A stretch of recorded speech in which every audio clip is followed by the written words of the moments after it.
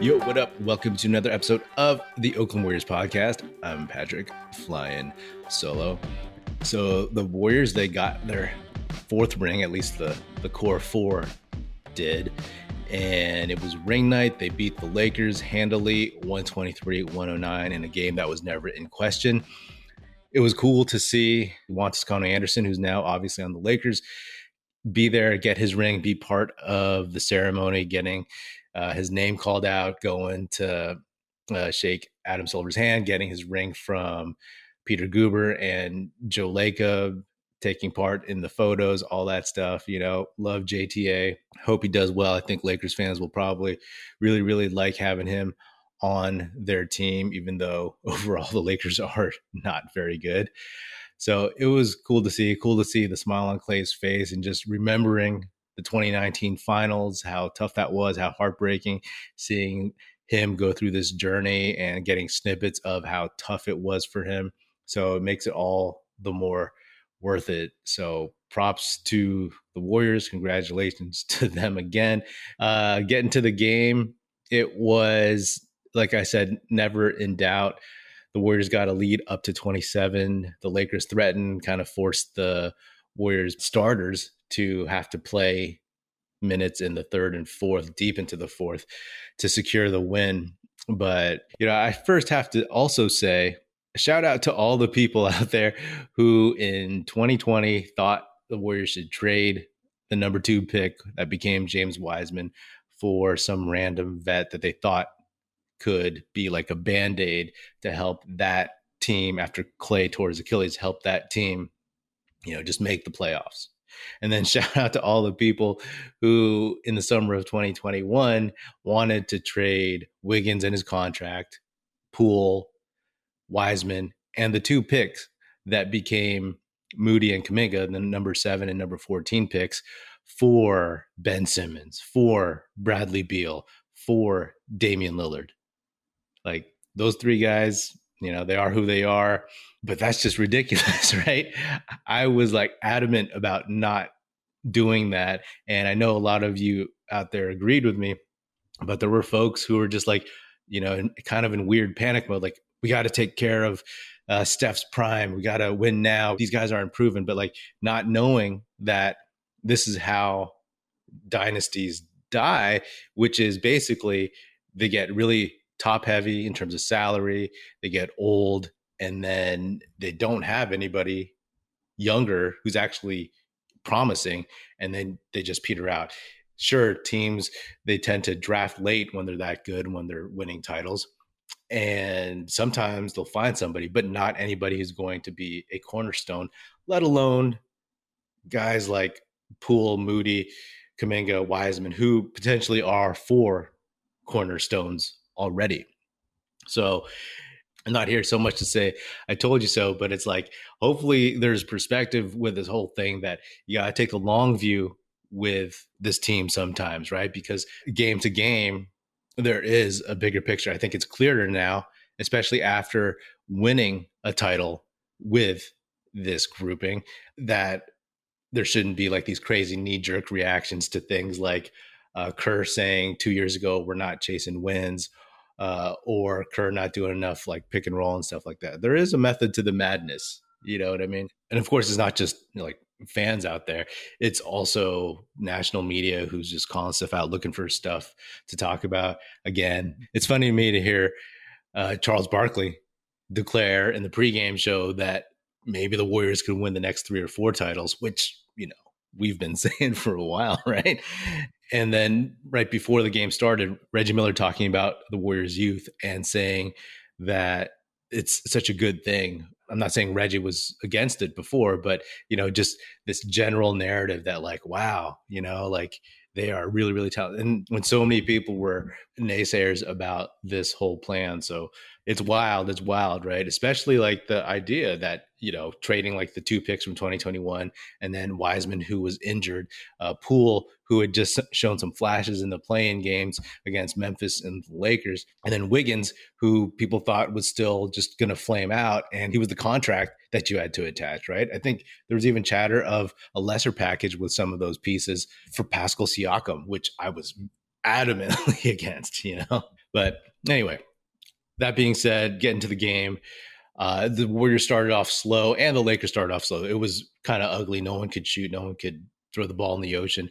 But you were never really nervous because you know that the Warriors, their problem was that it was ring night. They were distracted, the focus, all this hubbub and everything. And you knew that they would start off slow. The Lakers, you just know that they're not very good. They can't shoot. It's going to be every night LeBron and AD, as long as they're healthy, it's going to be them getting their numbers and then Russell chipping in, getting some of his numbers, but then just having weird post-game interviews where they ask him about how he's feeling and being traded and adversity and all that stuff. So they got to move Russ.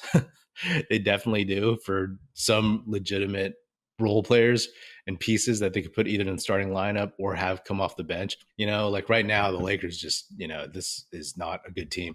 But one thing that I saw from the Warriors, I mean, you have the starters, right, who are like just entrenched in who they are, what they've done, how they execute, how they look at a game, how they look at a season, what they see to the postseason, all that stuff. But what I wanted to see was from the young guys, the guys like Poole, Moody, Kuminga, Wiseman, who have that post-finals championship bump, right? It's something that you see when guys play for the national team, the Olympics, where they get to a certain level and their confidence and their abilities kind of rise. You see it with title teams, right? You see it with the Bucks the previous year. You even see it with teams that make it to the finals and lose. You saw it with the Suns last season. They all improved. You could see this level of purpose, intention, confidence. And you saw it with the Warriors after they won their first title, right? That's what led them to 73 wins, because all of a sudden they'd been to the most competitive level and they won. So looking at these young guys, you can see the confidence and how they go about their business, and they just know. And with this Warriors team, like I said a couple episodes ago, they just have so much plain talent, just talent, right? And like I said, 3 Hall of Famers, maybe 4 with Andre, and then 3 lottery picks, and then guys like Wiggins and Poole, who just signed 25 plus million a year contracts, So there's just a lot of talent, and there's variation in ages. There's the vets, there's the guys in the middle, like Looney. Technically, you could put Poole in there, and then Wiggins, and then you have the young guys, and then the rookies. You could clump all them together. So it's like a very, very, I've said this before, it's almost like a powerhouse college basketball program where they have just classes and classes of players that can, grow, support the vets and all that stuff. It's just going to be waves of talent coming at other teams. I actually think, this is kind of silly, but I actually think nights where some of the starters get in foul trouble are going to be just fine, right? Because I think there was a point where Poole got a couple fouls, or Wiggins got a couple fouls. Wiggins got up to 5 fouls. A year ago, 2 years ago, you're like, oh man, Wiggins is in foul trouble. But if he's in foul trouble, you could throw Kuminga in there. You could throw Klay at the 3 once he gets cleared for more minutes. You can throw Moody in there. You can put JaMychal Green and go bigger, move people around. So they have a bunch of dudes who can just step up and fill in. So it's crazy to me. I don't think I've ever seen a team that in theory wouldn't be in big trouble if one of their main starters got into bad foul trouble. People talk about how this is reminiscent of the 2014, 2015 first title team, the strength in numbers team. And it is. The big difference, of course, is that team had experience. That team had a bunch of dudes who had been starters in the past, right? Maybe not long-term featured starters, but starters nonetheless. You had Andre coming off the bench, David Lee coming off the bench, Sean Livingston, who, his story, Leandro Barbosa, who used to get starting minutes at times, Murray Spates. So you had dudes who had definite talent. I mean, Andre had made an all-star team and he was an Olympian. David Lee was an all-star. So that's what you have there. But I think this grouping of guys, because they have such a higher ceiling, because they haven't reached their ceilings, and they're hungry and they're energetic, they want to win. And they also want, honestly, they want their rookie extensions. They want their next contract. They want what Poole has, So I think that this situation is very, very unique. And I've said that before, and I'll keep saying it because watching this team is pretty much a new experience for me, if that makes sense, right? It's like you're looking at this roster and, you don't want to be too hyperbolic, but the potential of this team is kind of insane. Yes, a lot of stuff needs to break right. No, not everything always breaks right. But just here and now, it's looking pretty good. And it's cool to see the national media realize that, but it's also like, wow, they really, really changed their tune pretty quickly. People hyping up Wiseman, people hyping up Kuminga. People were saying Kuminga was raw, he couldn't play. I mean, we know he needs like more reps, but the tone has changed.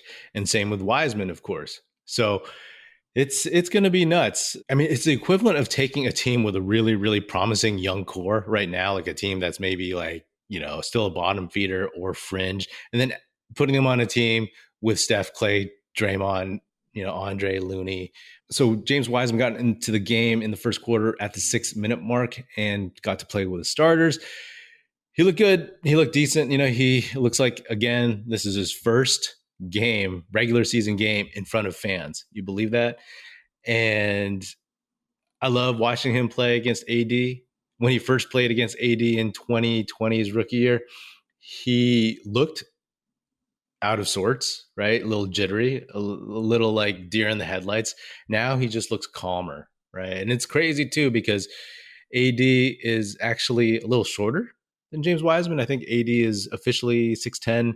Wiseman is 7'1". And just seeing Wiseman's athleticism out there is just impressive.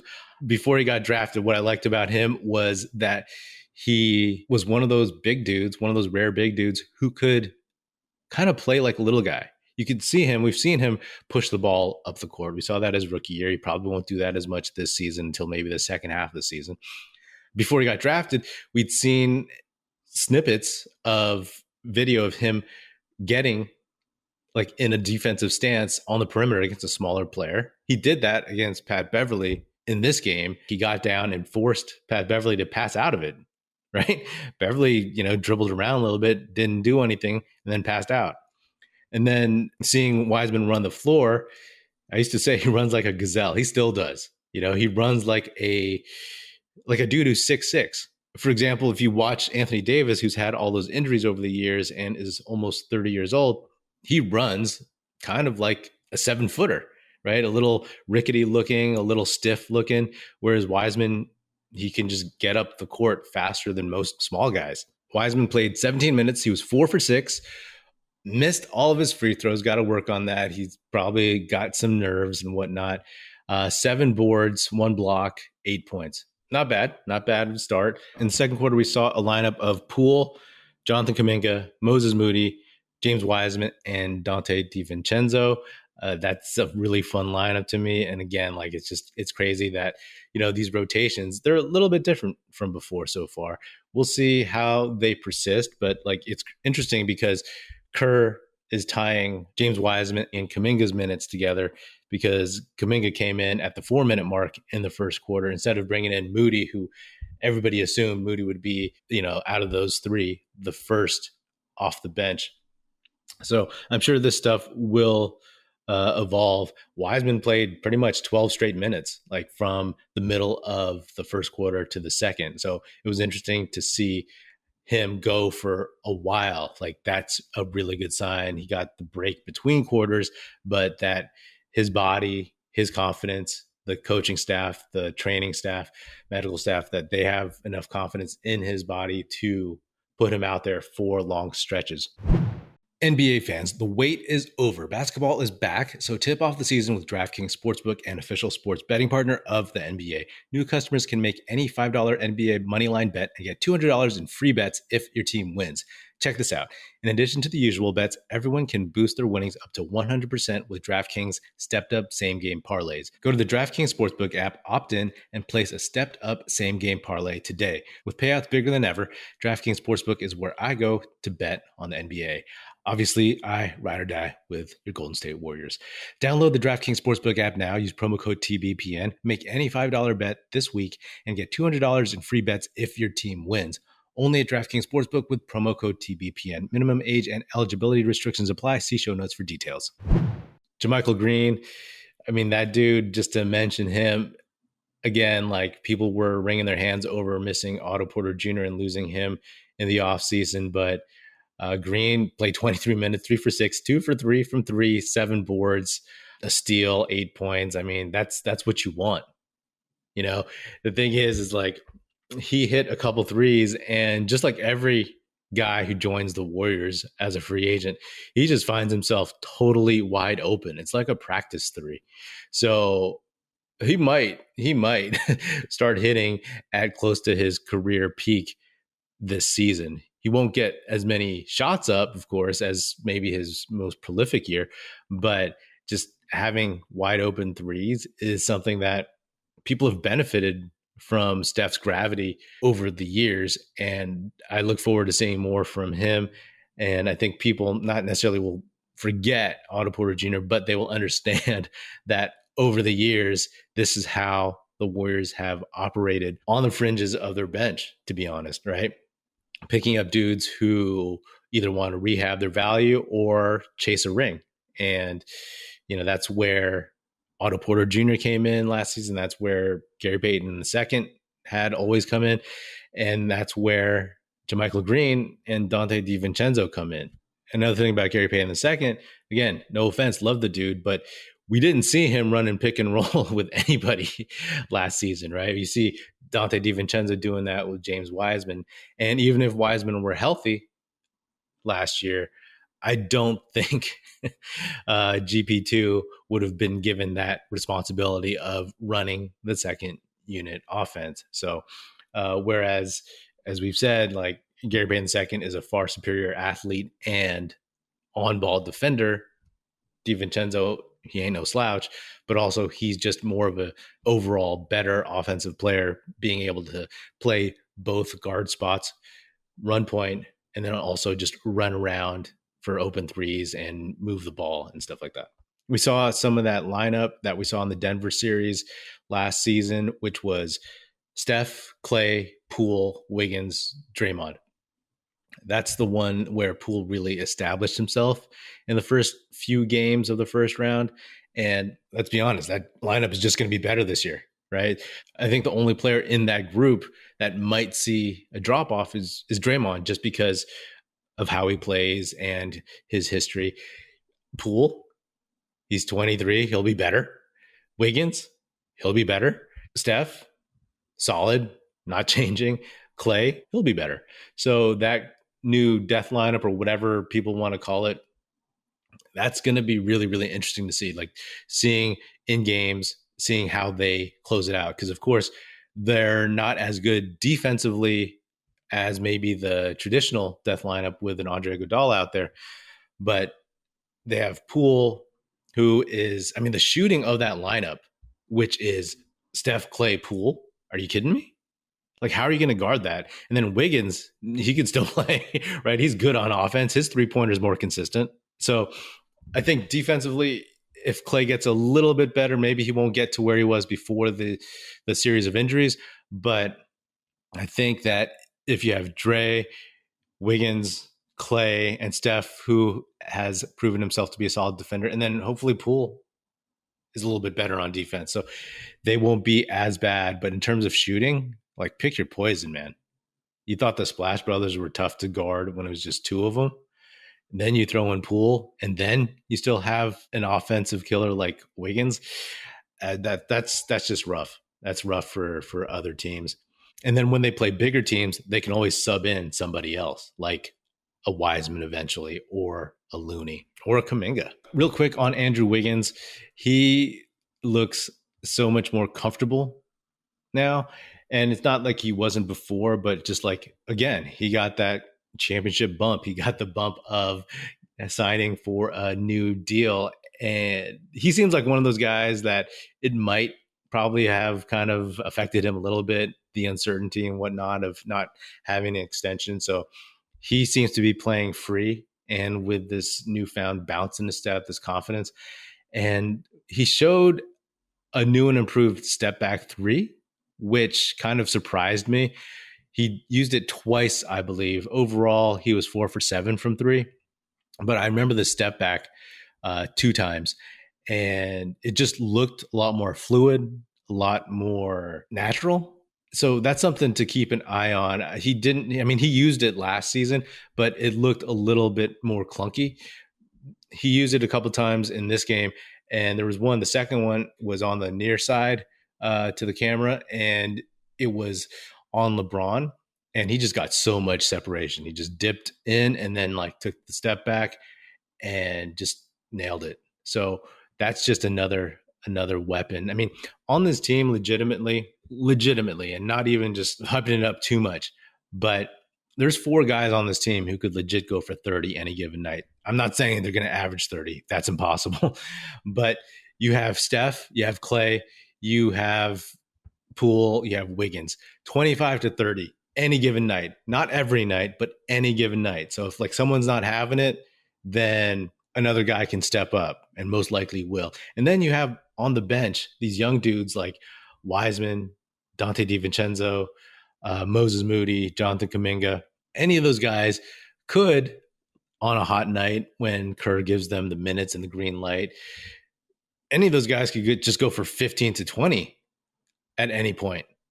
So that's what I'm talking about in terms of if somebody gets in foul trouble or fouls out, there's always going to be somebody else to step up. If Poole gets in foul trouble, you have Klay, you have Dante DiVincenzo, you have Moses Moody. Same for Wiggins. Same for Draymond, right? If Draymond gets in foul trouble, you could play Looney a little bit more. You could play Kuminga. You could play JaMychal Green. You could play James Wiseman.